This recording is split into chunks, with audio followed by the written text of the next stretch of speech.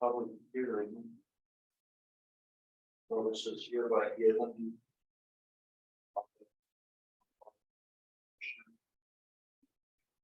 On June 28th.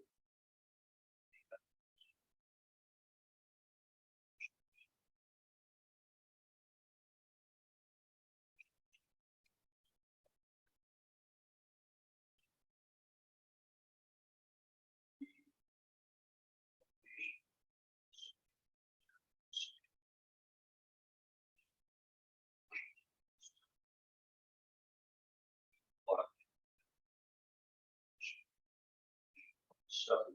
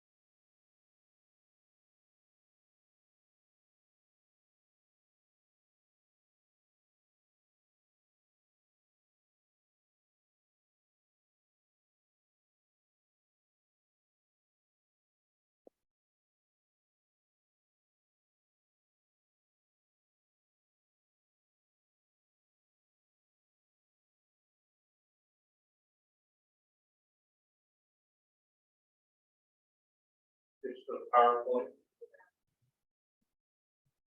Do you need to share your screen though? Yeah. Do that.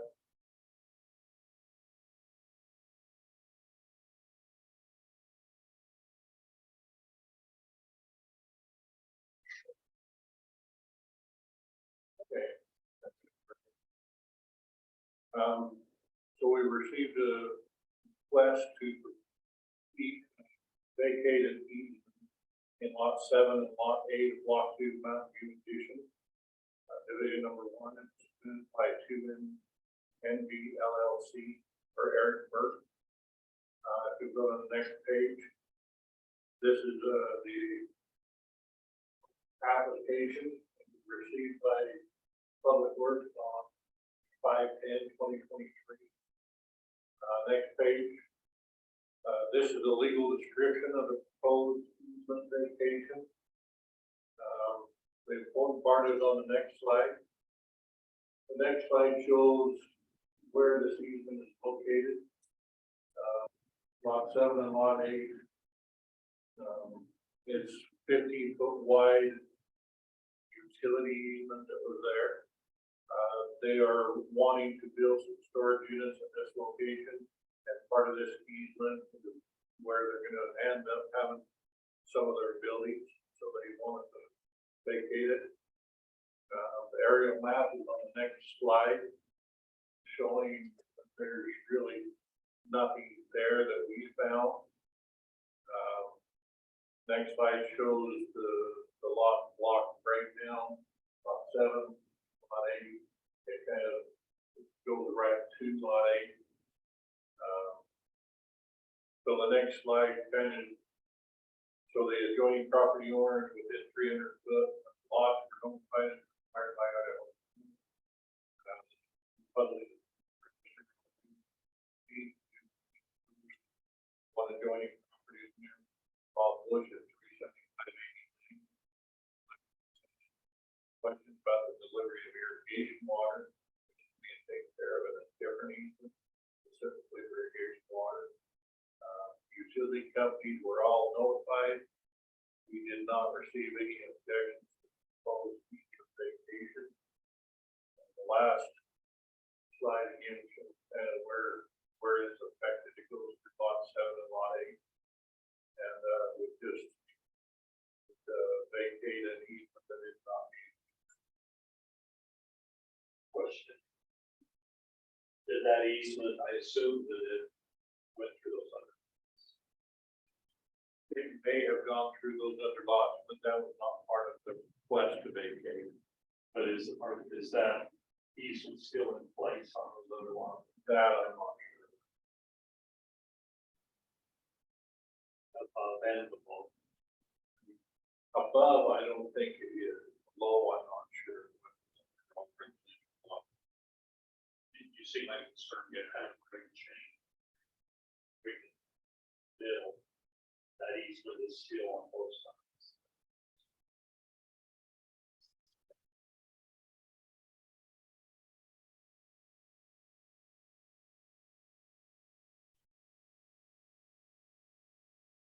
I think their utilities are now 7 and 8. Well, so if you go, they would probably go from the Hammond Road right now. There is no utility in lot 7. They would probably get it from that out of it.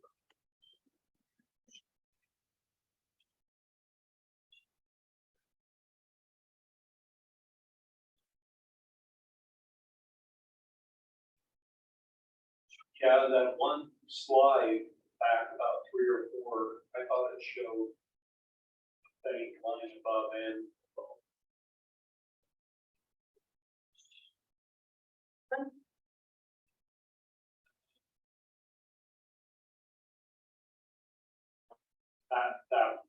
That one. It shows it above it. That one above it has been, my understanding of it has been gone for quite a while because it was a building that built right over there.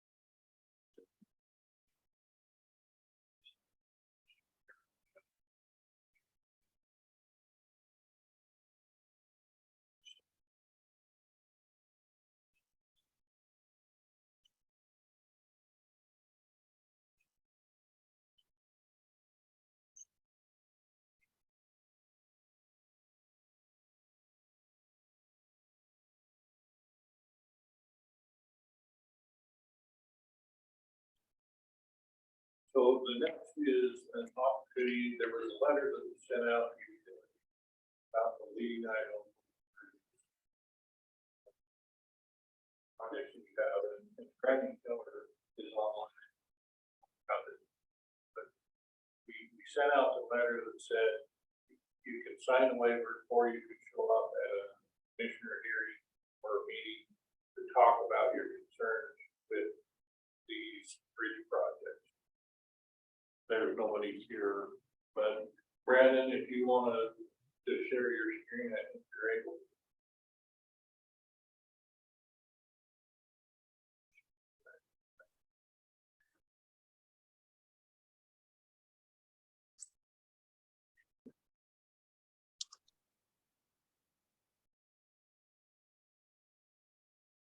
Fire away. Okay, thanks, Lance and commissioners for letting me join the meeting this morning. As part of the little B process, or the 3 bridges that are working in Bonneville, we've created final design plans. We're looking to finalize the set and proceed for PS&E. Part of that process is getting utility coordination and waivers signed. We've been in contact with the utility companies for the last 6 or 7 months, and we have sent out requests for information back and forth. And the last part of this is requesting the utility waiver, or a utility hearing waiver, saying that they've seen the plans, they're good with them, and they'll go from there. So as part of that process, if they don't sign the waiver, then we have a hearing. And as this is a quick timeline, we sort of did a combination letter that says sign the letter, or you feel welcome to attend the hearing today to discuss any utility concerns that they have. Up to this point, we have received various waivers back. Rocky Mountain Power on 2 of the 3 bridges has signed it. On one of the other bridges, they'll sign it after our recent discussion yesterday. As we found out, they had a private easement, so we're making changes on our plans accordingly. And then the others are more sporadic. And so we've had communication with all of them now. It just, at times, some of them will not sign it, or just with the time frame, it's not working for them at the moment. So today is an opportunity for any of the utility agencies to come in and share any thoughts that they have on relocations or on the plans themselves. And if they, and I can't tell if anyone from any of the utility agencies are on site today. If they are, Lance, I'd recommend that we open it up to them and answer any questions or concerns that they have. There is nobody here on from the utility companies on that present. I don't think anybody else is online either. So no one has showed up, and that we've seen that happen in the past. It doesn't mean that we're going to stop communicating with them. If they were to come back and say, hey, we found something else that we want you to change, we'll try to accommodate that. And the good thing so far is that there were some that were lacking in response until about 2 weeks ago, when we've been following up with calls and emails on this waiver. So I think we have now heard from everyone, and there shouldn't be. We're hoping for no surprises from them, but we're still coordinating with them. So if there's no utility agencies there, then that would be the extent of the hearing for them. Depending on how the county wants to do it, or if the county has any current questions on the utilities or in general the project, I'm happy to answer any questions on that as well.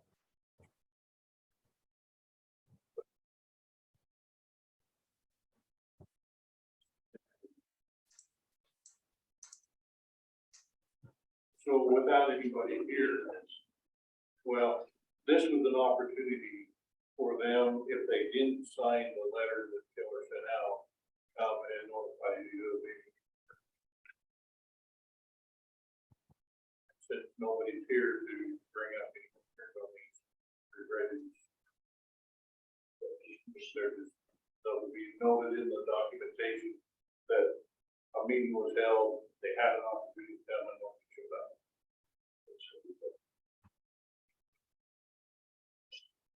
Good.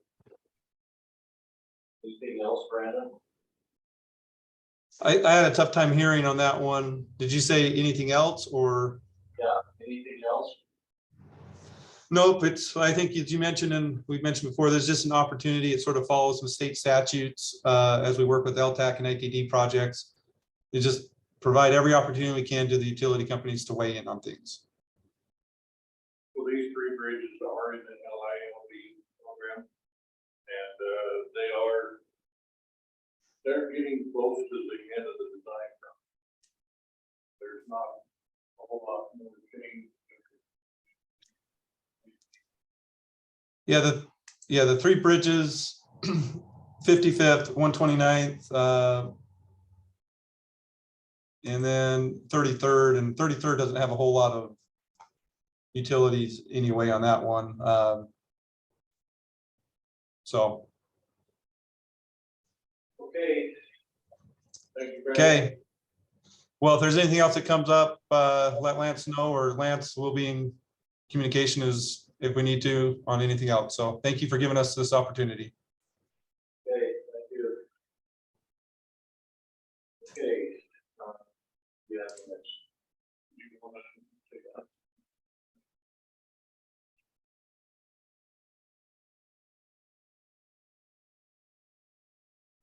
It's gonna be a weird request.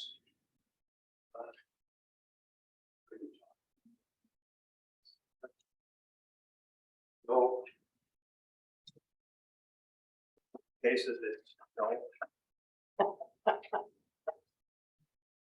I'm Ralph Murdoch, And I live over on Romerell Avenue, which is part of Bonneville Acres, which is just bordering 25th Street, half a mile from Bonneville High School. And starting about 3 years ago, obviously because of the roundabout and the traffic light and everything that's occurring, what's going on 25th, we've been construction down further down the roads, different things. We've seen a change on our little road, which is nothing more than a little county road that's bordered by homes without any bar pits or fences or anything else. And we're getting a lot of traffic that's bypassing the roundabout and the light. And it's going to get worse because of the construction on 25th. And so that's why I'm here, is to see if we can't stop the traffic, that's an obvious, but to slow it down. And that's why I requested, because I realized that in county roads, you don't go below 25 miles an hour. That's been standard. But that's why I'm asking for a little bit of a variance on this one, because of what's coming. The fact that we're getting a lot of traffic, of course, with the kids all going up to Bonneville High School, they already do about the bypass. You know, and they all use that during school time, so they don't have to go through the roundabout and they fly. But lately, because I'm a healthcare provider for my wife, since she's home now, I watch a lot over the last few years. And now we've got a lot of bus traffic that's going through there because they're bypassing. And some of them are pretty good at going slow because they don't want to have to brake until the kids are out. But I've seen one bus have to do that so far because of little kids running out in the road. And we're getting more little kids in our neighborhood than we had in the last years. Because it's changing dynamics. All of us older people are dying off. I'm one of the younger, yeah. Since I've been there most of the time. But anyway, that's why I'm here to request to see if we can get a variance to a 15-mile-an-hour speed limit. The thing that concerned me the most is on my vehicle. I noticed the other day on my GPS speedometer that coming off of Yellowstone and along the Romerell, the speedometer stayed at 55 miles an hour. And then the speed sign is still 500 feet down the road before it changes to 25. And then coming off of Iona, it stayed at 40, which I thought that's really weird because the speed sign is right close to the entrance coming off Iona on the road. Same with Sioux, since both of them border and tie into the road. But that's why I'm asking to see if we can slow it down. And then, as I mentioned, lights, I just spotted something today that I wasn't aware of. We got a new business in it, Yellowstone and Romerell. It's a fitness center. They're now using Romerell as a runway for their, I don't know, it's still part of the fitness, but they're people cutting down people traffic. Hasn't been there before. Most of us have been there for longer careers.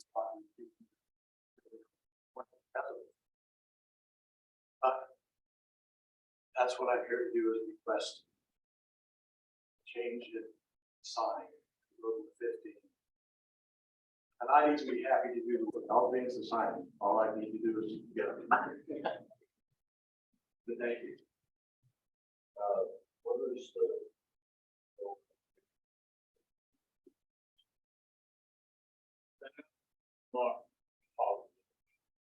Most of the time that is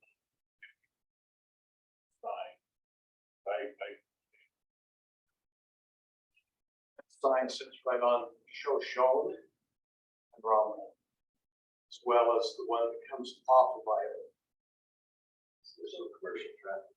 Right. I saw that, but sometimes very often they ignore it. That's because it's city resident.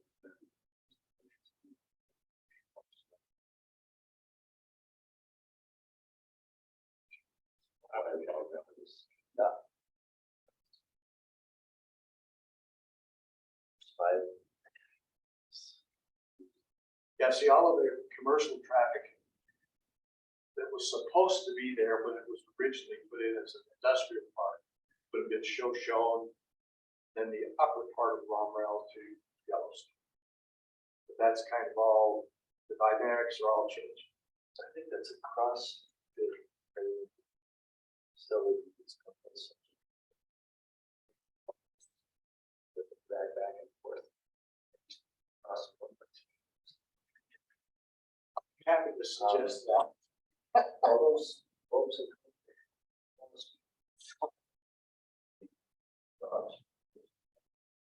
Well, as stated, our standard residential minimum speed limit. It is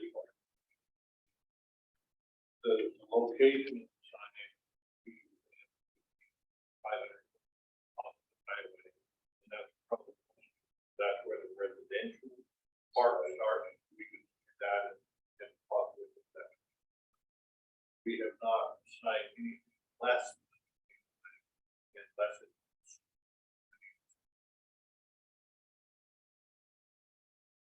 issues.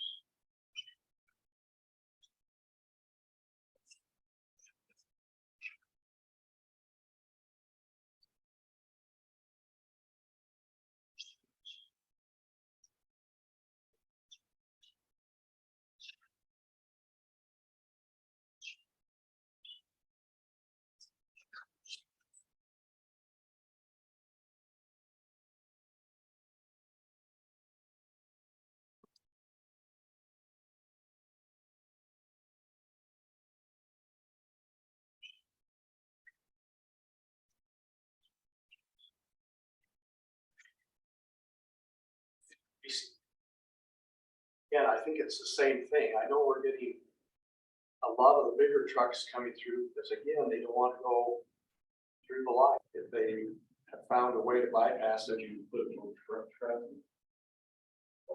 In the residential area, yeah, we can put a sign up, but that sign means that people moving in can't move in with the truck.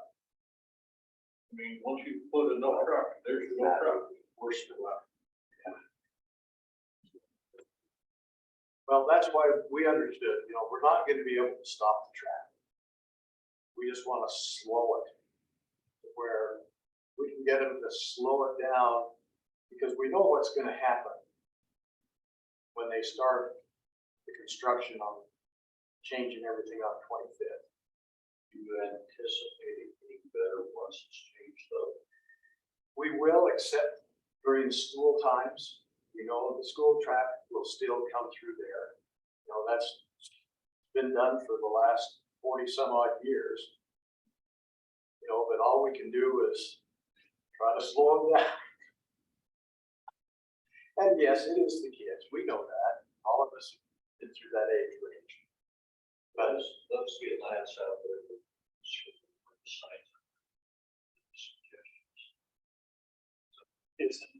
What's the speed limit on that north?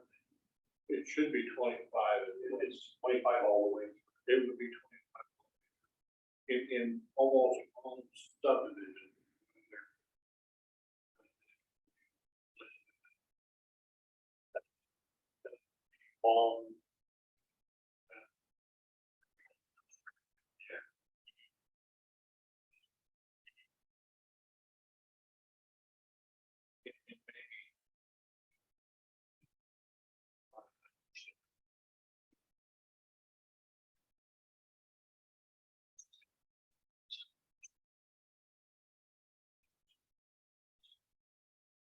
It's been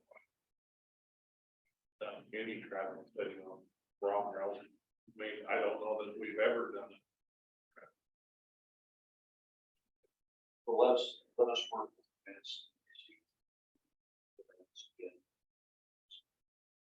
appreciate anything you guys.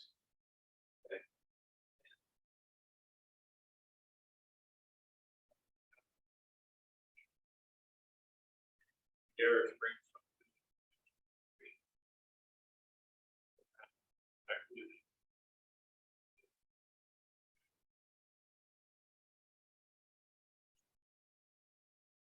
is the 27, 28.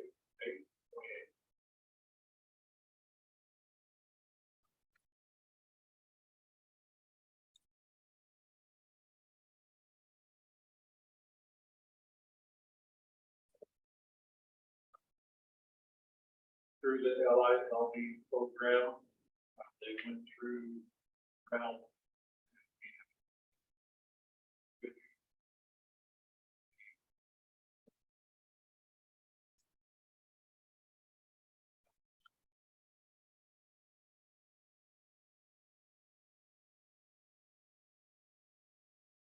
still not the one I wanted them to pick up, but apply for either posted in the design. This will be the fourth, and then there's still the two that are up there. But more of the LIMB stuff happening.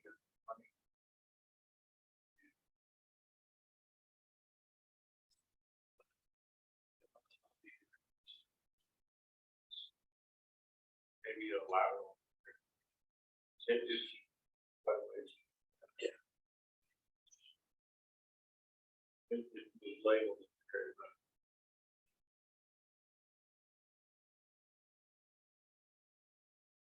Bear Creek Road. We did receive a check from Milton. They're about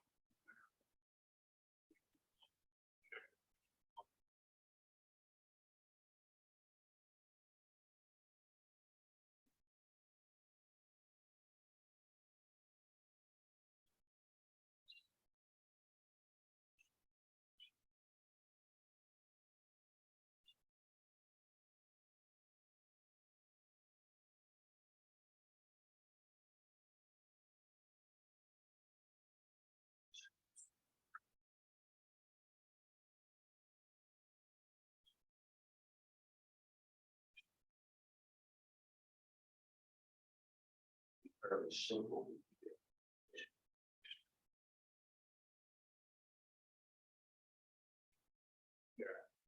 I didn't want to make sure I feel in.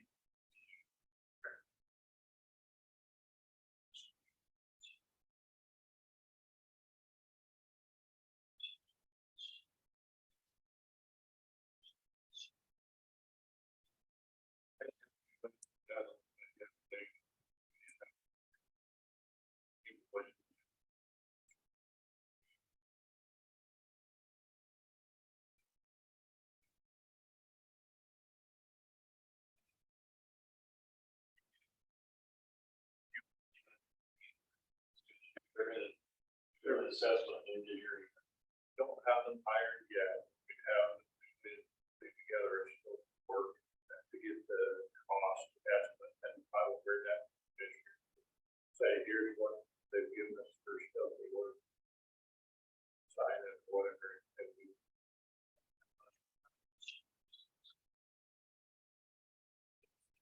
put them together. Well. Ultimately, the investigation and like, that's what I don't know.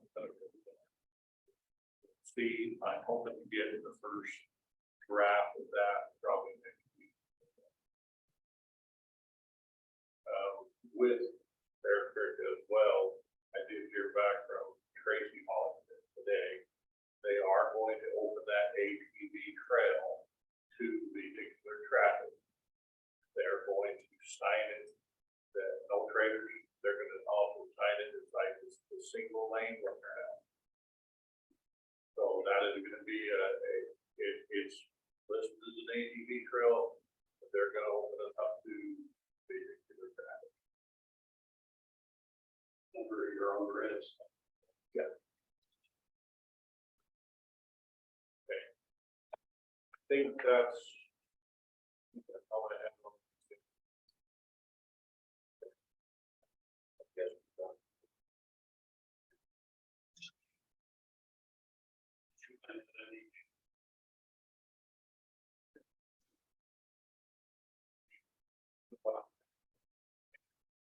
Looked at it several times. Did not have any barn in it. And they put gravel down